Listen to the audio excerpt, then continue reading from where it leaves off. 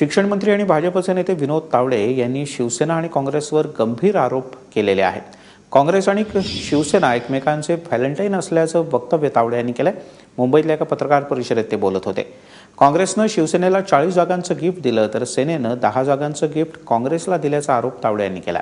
शिवाय सेटिंग झालेल्या जागांवर दोघेही कमी प्रचार करणार असल्याचंही ते म्हणाले. गेल्या निवडणुकांच्या नंतर शिवसेना उमेदवारांच्या उत्पन्नात कशी वाढ झाली असा सवालही त्यांनी उपस्थित केला. काँग्रेसने व्हॅलेंटाईन डेच्या निमित्ताने 10 जागांवर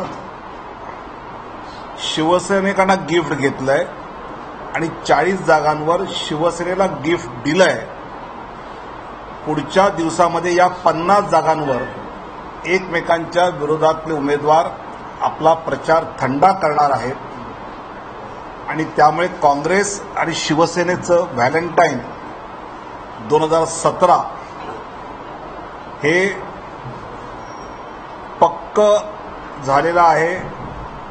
शिवसेनेचे जे आता उमेदवार आहेत त्यांचं जर आपण पाहिलं तर भालचंद्र म्हात्रे यांची मागच्या निवडणुकीनंतर 733%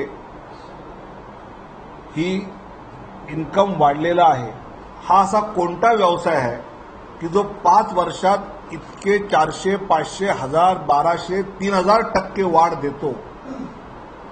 हा टक्केवारीमधला आहे का कशातली ही वाढ आहे?